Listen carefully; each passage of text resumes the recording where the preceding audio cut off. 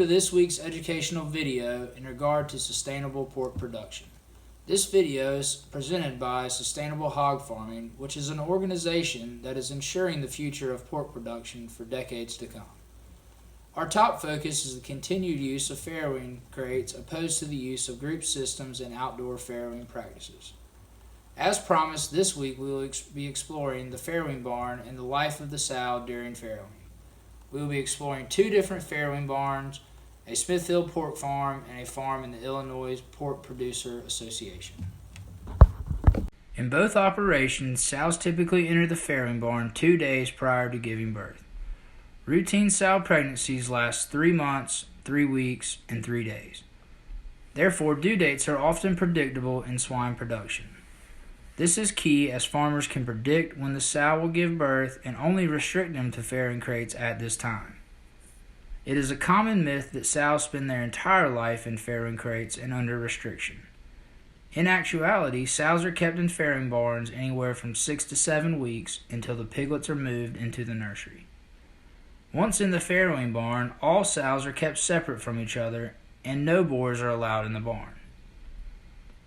All workers practice proper PPE on the farm to decrease contamination. All sows have access to food and water from their farrowing crates and are monitored by employees until they begin to give birth. Mortality rates are higher when piglets are not farrowed in crates due to accidental crushing from the sow. These crates are designed to have piglets nursed safely without worry for fatalities. After piglets are born, they need to be dried and placed under a heat source to help regulate their temperature. All piglets are also given an iron injection and checked by staff for any congenital abnormalities. Most farms have private or contract veterinarians that will check on the piglets as well as the sows within a few days of farrowing. Proper ventilation, PPE, and decontamination are needed to keep the disease down in the farrowing barns. In this next clip, we get a closer look at the farrowing management practice at an Illinois hog farm provided by the Illinois Pork Producers Association. Progression of that farrowing process. So we'll write the time down that we observed her, how many pigs she has born alive, and if we assisted her at all. Again, we monitor these sows during the farrowing or the birthing process at least every 30 minutes and provide assistance. As the pig's being born, they pick up a towel and towel dry it and set it underneath one of these heat lamps. We also ensure that each pig gets a belly full of mama's first milk, which is called colostrum.